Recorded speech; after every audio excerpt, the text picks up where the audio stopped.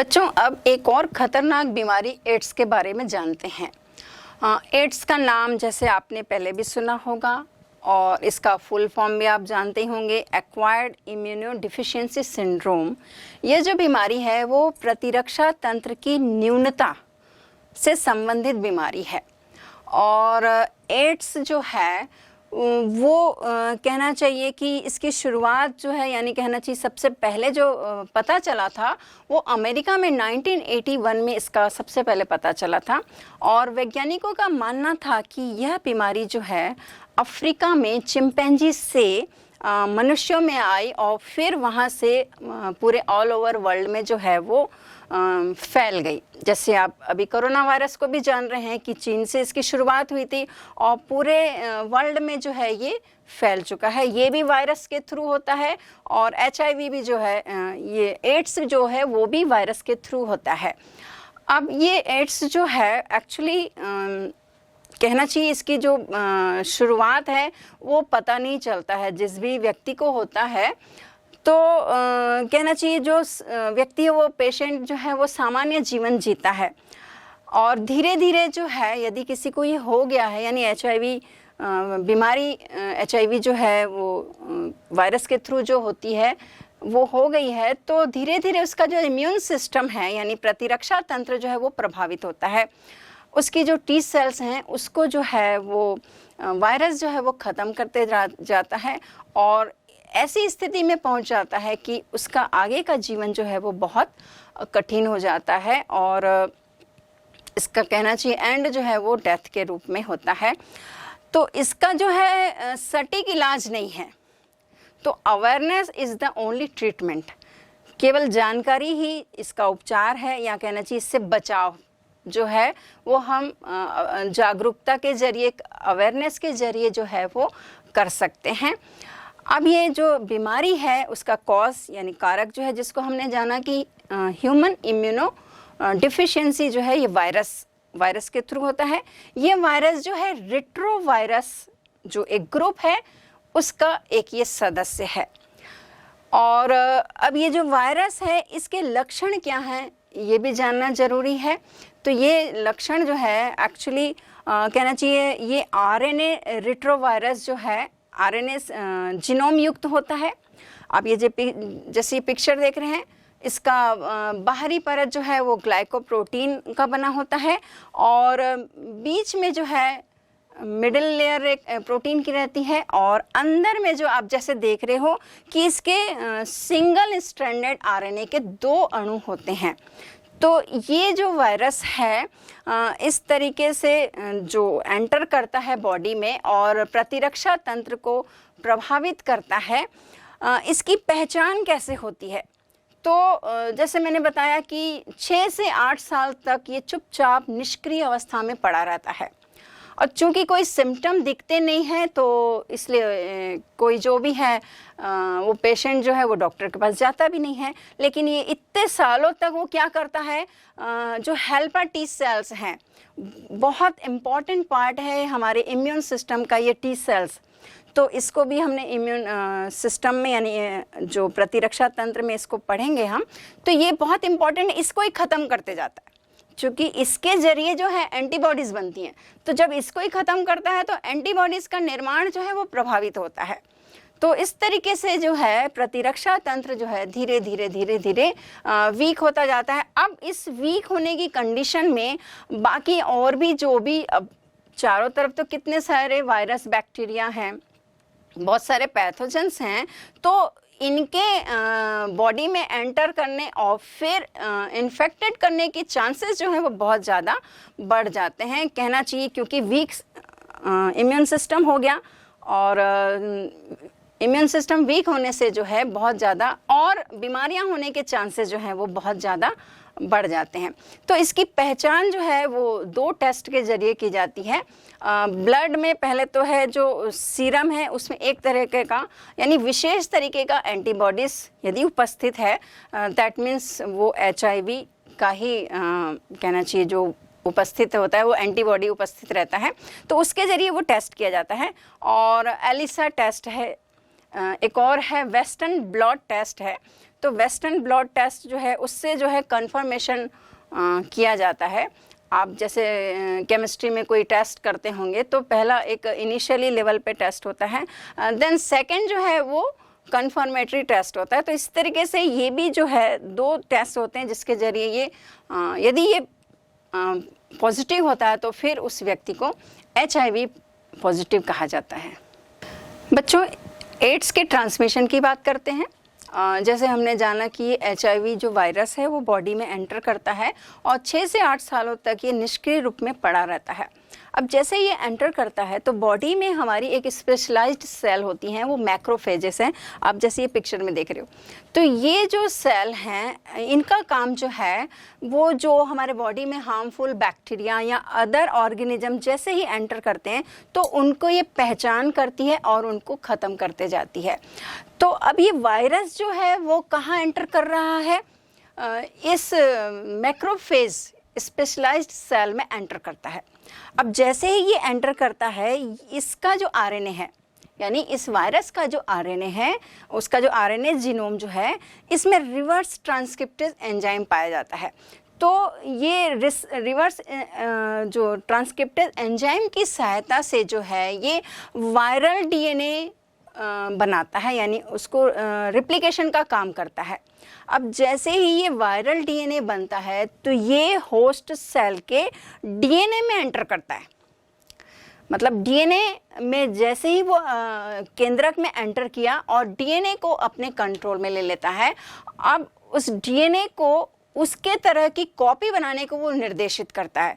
अब आप ये देख रहे हो कि ये जो सेल है जिसमें न्यूक्लियस का और DNA का कंट्रोल होता है, अब ये कंट्रोल किसके पास चला जाता है? वायरस के पास चला जाता है।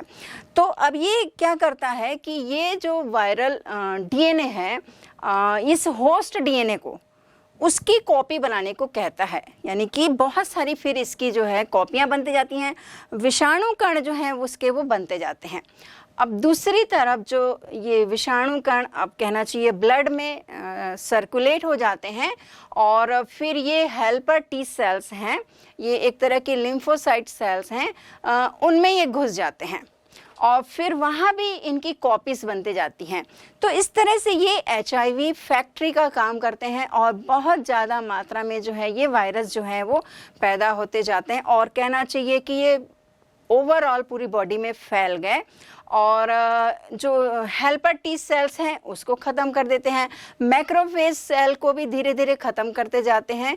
तो इस तरीके से जो हमारा प्रतिरक्षा तंत्र है, जो लिम्फोसाइट्स के जरिए जो एंटीबॉडीज़ बनती हैं, यानी जो B और T सेल्स हैं, तो एंटीबॉडीज़ का निर्माण जो है वो प्रभावित होता है और प्रतिरक्षा तंत्र जो है वीक होते जाता है।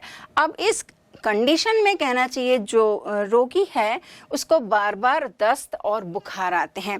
तो ये पहला लक्षण कह लो कि यदि ये लगातार यदि ये फीवर है, हम आगे और कैंसर की भी बात करेंगे तो इसके पहले मैंने संक्रामक रोगों की भी बात की थी। तो बॉडी में जो भी कहना चाहिए एबनॉर्मलिटीज़ दिखती हैं, माने नॉर्मल से जो अलग चीज़ दिख रहा है, कोई भी सिम्टम दिख रहा है, तो उस सिम्टम के प्रति जो है हमें बहुत ज़्यादा सेंसिटिव होना चाहिए और डॉक्टरों के पास टेस्ट कराने में कोई हर्ज नहीं है। नेगेटिव आएगा तो बहुत अच्छी बात है, अगर पॉजिटिव आया तो आप ये सोचिए कि उसका इलाज जो है वो बहुत जल्द शुरू हो सकता है।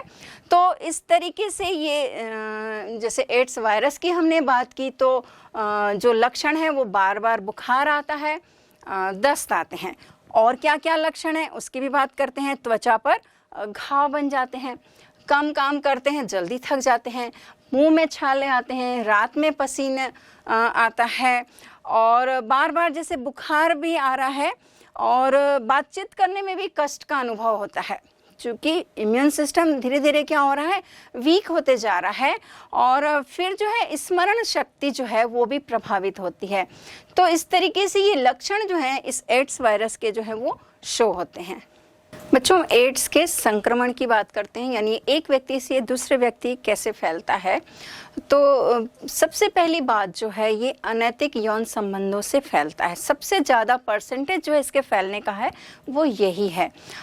दूसरा जो है यदि इन्फेक्टेड पर्सन है उसका यदि ब्लड जो है किसी हेल्दी व्यक्ति को दे दिया गया है, यानी ट्रांसफ्यूशन में, ब्लड ट्रांसफ्यूशन में यदि दे दिया गया है, तो ये दूसरा तरीका है।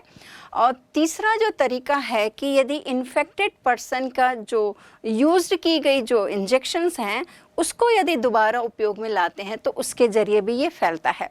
और एक और रीज़न है कि यदि कोई इन्फेक्टेड प्रेग्नेंट लेडी है तो उसके ज़रिए जो है, यानी प्लेसेंटा के ज़रिए जो गर्भस्थ शिशु है वो भी संक्रमित हो सकता है। तो ये मेजर जो है वो 4 रीजन्स हैं जिसके ज़रिए जो है ये इसका संक्रमण जो है एक व्यक्ति से, यानी कि इन्फेक्टेड पर्सन से हेल्दी पर्सन को वो फैलता है। अब इसके बारे में ये जानना ज़रूरी है कि ये छूने से, छींकने से, खांसने से नहीं फैलता है। ये जो है, यानी ये बीमारी जो है, यानी ये जो वायरस जो है वो कैसे फैलता है, शरीर में जो द्रव बहता है, यानी जो फ्लूइड्स है उसके ज़रिए। तो एक फ्लूइड जो है ब्लड है और दूसरा जो है माँ जब बच्चे को जो फीड कराती है, जो माँ का दूध है, उसके ज़रिए जो है ये फैलता है। तो यदि कोई इन्फेक्टेड लेडी है तो वो डॉक्टरों की सलाह से जो है वो जो बेबी पाउडर मिल्क है उसको देकर जो है इनसे जो है वो बचा जा सकता है। तो कहना चाहिए कि ये बीमारी, तो कहना चाहिए इसका कोई उपचार नहीं है, बट जो पेशेंट्स हैं उनके साथ जो है एक बहुत अच्छा माहौल देकर, जो पर्यावरण जो देकर, और फिर वैज्ञानिक तरीके से उनको अपने साथ रखकर जो है यदि साथ में लेके चलेंगे तो ये बहुत अच्छे से जल्दी से भी ठीक हो सकते हैं। ठीक होने का मतलब कि वो बीमारी से नहीं निजात पा सकते हैं, लेकिन एक कम्युनिटी में यदि इनको सहयोग दिया जा सकता है तो एक हेल्दी एटमॉस्फेयर में इनकी लाइफ जो है वो ज़्यादा हो सकती है। अब कुछ संस्थाओं की बात करते हैं। जैसे एक संस्था है NSCO, यानी नेशनल एड्स कंट्रोल ऑर्गेनाइजेशन। ये NGO, ये संस्था जो है हमारे देश में चल रही है। अब ये जो है बहुत सारे प्रोग्राम जो है वो कराती है ताकि लोगों को अवेयर कर सके, जागरूकता फैला सके, क्योंकि जागरूकता के ज़रिए जो है इससे बचाव किया जा सकता है। और WHO जो है, वर्ल्ड हेल्थ ऑर्गेनाइजेशन जो है, ये भी बहुत सारे ऐसे प्रोग्राम करता है ताकि एड्स से बचाव किया जा सके। जैसे कि पहली बात जो है, ब्लड बैंक को बार बार हिदायत दी जाती है कि जब भी ब्लड जो दूसरे व्यक्ति को चढ़ाया जा रहा है, यानी ट्रांसफ्यूशन के समय जो है उसका टेस्ट होना चाहिए। फिर जो प्राइवेट है, गवर्नमेंट हैं, हॉस्पिटल्स हैं, क्लिनिक्स हैं, वहाँ पर जो है डिस्पोजेबल सिरिंज का ही उपयोग होना चाहिए। और फिर लोगों को सुरक्षित यौन संबंधों की ओर प्रेरित करना चाहिए। और लास्ट में यदि बात कहें कि यदि कोई इन्फेक्टेड हो भी गया है तो इसे छिपाना नहीं चाहिए, क्योंकि अगर छिपाया गया तो इसका जो इन्फेक्शन है वो बहुत जल्दी से और में फैल सकता है। तो इस तरीके से डॉक्टर और समाज और जो रोगी है, ये आपसी सहयोग से जो है इस बीमारी से कहना चाहिए, पहली बात तो बचा जाना चाहिए। और यदि ये हो गया है तो एक हेल्दी एटमॉस्फेयर तैयार करके उनको अलग नहीं करना है, क्योंकि ये जैसे बात की थी कि ये छूने से, छींकने से, खांसने से नहीं फैलता है। तो एक हेल्दी एटमॉस्फेयर यदि तैयार किया जाएगा तो डेफिनेटली इस रोग से बचाव किया जा सकता है। और महत्वपूर्ण बात जो है, ये रोग जो है बहुत ज़्यादा जल्दी से फैलता जा रहा है, बहुत ज़्यादा लोग जो है इससे इन्फेक्टेड हो जा रहे हैं। ओवरऑल वर्ल्ड की बात करें तो बहुत सारे लोग इसके कारण जो हैं उनकी मृत्यु भी हो जा रही है। तो इसके बारे में जो है हम ज़्यादा से ज़्यादा लोगों को भी अवेयर करें, खुद भी अवेयर हों और इससे बचें।